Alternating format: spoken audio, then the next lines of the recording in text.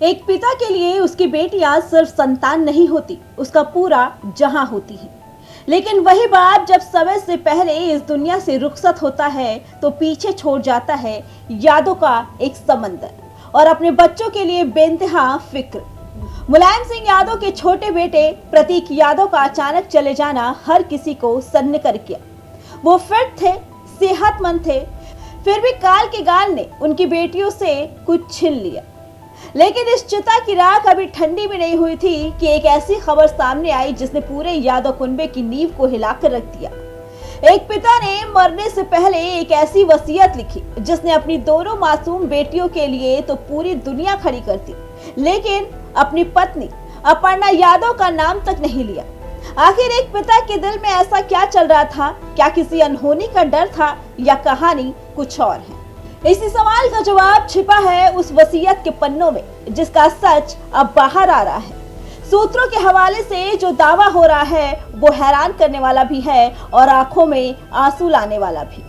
दावा है कि प्रतीक यादव ने अपनी मौत से पहले ही अपनी पाई अपनी पूरी जायदाद अपनी दोनों बेटियों के नाम लिख दी थी। पिता का ये फैसला जितना बड़ा था उससे कहीं ज्यादा भारी था उनका वो कदम जिसके तहत इस पूरी वसीयत में उनकी जीवन संगनी उनकी पत्नी अपर्णा यादव के नाम एक कतरा भी नहीं दिया गया। राजनीतिक गलियारों से लेकर सोशल मीडिया तक लोग पूछ रहे हैं कि आखिर ऐसी क्या मजबूरी थी?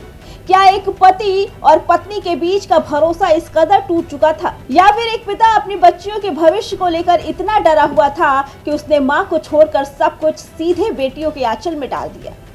इस वसीयत में सिर्फ जायदाद नहीं है, इसमें एक पिता का डर, पहरेदारी भी छिपी है।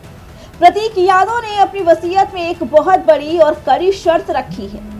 शर्त ये कि बेटियों के पास संपत्ति तो रहेगी, वो इसका इस्तेमाल भी कर सकेंगी, लेकिन अपनी बड़ी बेटी के 25 से 27 साल की उम्र पूरा करने से पहले वो इस संपत्ति को कभी बेच नहीं पाएंगे। जरा सोचिए कितनी गहरी सोच होगी उस बात की। उसे पता था कि बेटियां अभी छोटी हैं, दुनियादारी नहीं समझती, इसीलिए उसने अपनी जायदाद पर एक ऐसा ताला लगा दिया जिसकी चाबी बेटियों को सिर्फ तभी मिलेगी जब वो अपने पैरों पर खड़ी होने लायक समझदार हो जाए। इस बड़े फैसले के तार अतीत के कुछ कड़वे दिनों से जुड़ते दिख रहे हैं।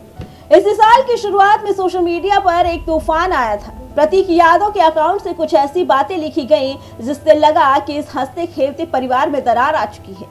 एक पोस्ट में तो अपर्णा यादव के लिए फैमिली डिस्ट्रॉयर यानी परिवार को तोड़ने वाली जैसे भारी शब्दों का इस्तेमाल भी हुआ। हालांकि बाद में जनवरी के अंत में प्रतीक ने एक वीडियो जारी कर कहा कि दोनों के बीच बस थोड़ी कहासुनी हुई थी, अब सब ठीक है।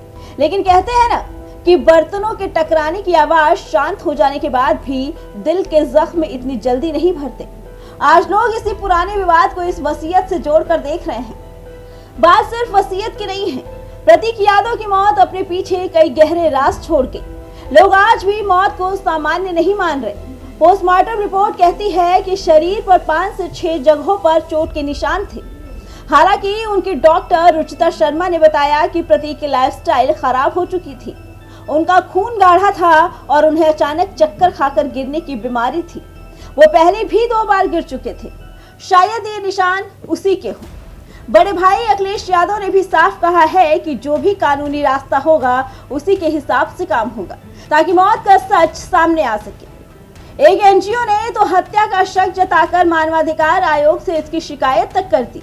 मौत का ये रहस्य अब और भी गहराता जा रहा है। परिवार ने अभी तक इस वसीयत पर खुलकर कुछ नहीं कहा और ना ही सार्वजनिक रूप से इसकी पुष्टि की गई, लेकिन जो बातें बाहर आई हैं उसने सबको सन्न कर दिया। प्रतीक यादव चले गए, लेकिन उनके पीछे छोड़ गए ढेर सारे सवाल। एक बाप को अपनी बेटियों के लिए सब कुछ निछावर कर देना और अपनी पत्नी का नाम तक ना लिखना, इस पर क्या सोचा जाए?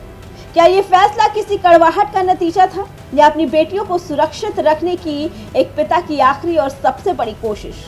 अपनी राय हमें कमेंट बॉक्स में जरूर दीजिए, क्योंकि इस बार सवाल सिर्फ संपत्ति का नहीं, एक टूटे हुए दिल और पिता के प्यार का है। Bureau report, prime TV.